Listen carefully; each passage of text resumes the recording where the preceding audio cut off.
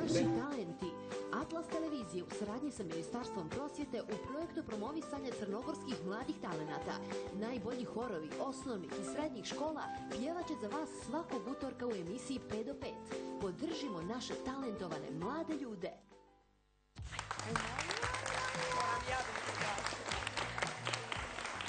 Odmah ćemo dati riječ našoj dragoj prijateljici. Kada kažemo red, rad i disciplina, mislimo na nastavnicu Aleksandru koja se i ovoga puta sa velikim horom potrudila da nam ovo sivo poslijepodne oboja najljepšim bojeva. Dobar dan i dobro mi došli. Hvala vam zaista od srca u ime cijele ekipe. Dobar dan, bolje vas našli. Mi se uvijek odazovemo ovakvim pozivima. Posebno nam je drago da dolazimo kod vas.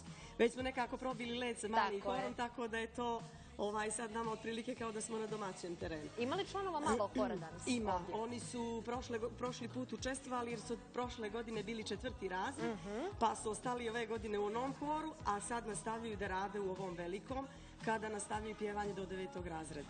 Vi ste smislili cijeli njihov vizualni identitet onih 15 dana od prethodnog našeg razgovora. Iskoristili ste maksimalno da im nađete i sponzore. Ovo nije bilo kakav hor, već ste profesionalci. Jeste, pa eto, ja se uvijek rado zahvaljujem i moram sad iskoristiti priliku.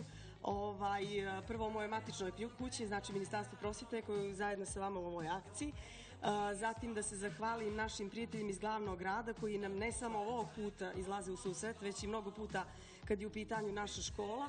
Znači Sekretarijat za kulturu i sport na čelu sa gospođom Nelom Savković-Vukčević koja nam je stvarno odobrila sredstva da bi mi ovako dobro da nas izgledali. Mnogo je hvala zajedno sa njenim pomoćnicima i da se zahvalim modnoj kući Legend koja je učinila da mi danas ovako izgledamo. Sjajno. Aleksandra, zahvalit ću se još jednom vama i svim divnim mališanima. Hvala vam što ste došli u Atlas televiziju. Mi se svakako vidimo do kraja godine još jednom. Možda napravimo i neki mali festival gdje će sve osnovne škole još jednom da nastupe. To bi bilo sjajno. Da potvrdimo ovo vaše znanje i umijeće. Znate da večeras, otprilike za nekih sat, 2, vaš nastup će biti na Facebook stranicama. Imate li Facebook profile?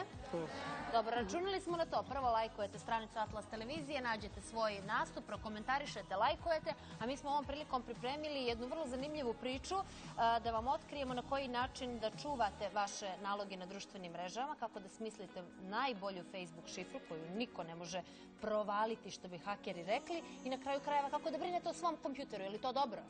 Možemo to da vidimo. Ajde, da ostanemo još nekoliko minuta. Hvala vam još jednom, dragi, lijepi, mladi ljudi. Hvala vam.